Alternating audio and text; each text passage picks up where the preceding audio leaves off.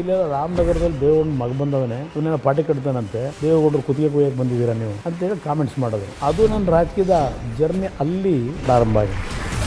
ದೇವೇಗೌಡರು 70 ವರ್ಷದ ಸುದೀರ್ಘ ರಾಜಕಾರಣ. ಮಕ್ಕಳ ಭವಿಷ್ಯದ ಬಗ್ಗೆ ಚಿಂತೆ ಮಾಡೋದವರಲ್ಲ, ದೇಶದ ಬಡತನ ಇದ್ರ ಬಗ್ಗೆ ಚಿಂತೆ ಮಾಡಿ ಅವ್ರು ನಮ್ಮ ತಾಯಿಗೆ ಹೇಳೋರು ಹಲವಾರು ಬಾರಿ, ಇಷ್ಟೆಲ್ಲ ಯಾಕೆ ಇಟ್ಕೋತಿ, ಎಷ್ಟು ಸೀರೆ ಬೇಕು ನಿನಗೆ, ಯಾರಾದರೂ ಬಡವ್ರಿಗೆ ದಾನ ಮಾಡೋನವ್ರು. ರೈಸ್ ಮಿಲ್ಲಿಗೆ ಹಾಕಬೇಕಾಗಿರುವಂಥ ಹಣನ ನೀವು ಥಿಯೇಟ್ರಿಗೆ ಹಾಕ್ತೀರಂತ. ಥಿಯೇಟ್ರ್ ಓಪನ್ ಮಾಡಿದಾಗ 60 ರೂಪಾಯಿ ಕಲೆಕ್ಷನ್ ಬರೋದು.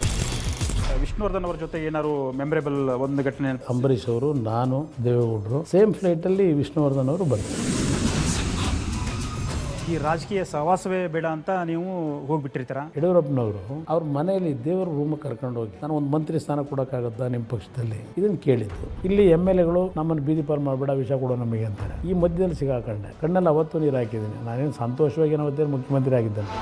ಬೆಸ್ಟ್ ಮುಖ್ಯಮಂತ್ರಿ ಅಂದಾಗ ಕುಮಾರಸ್ವಾಮಿ ಅವ್ರ ಹೆಸರು ಟಾಪ್ 3 ಇದ್ದೇ ಇರುತ್ತೆ. ಮುಖ್ಯಮಂತ್ರಿಗೆ ಓಟ್ ಹಾಕೋ ಸಿಸ್ಟಮ್ ಬಂದುಬಿಟ್ರೆ ಬಹುಶಃ ನನ್ನ ಮುಂದೆ ಯಾರೂ ನಿಲ್ಲಕ್ಕಾಗಲ್ಲ.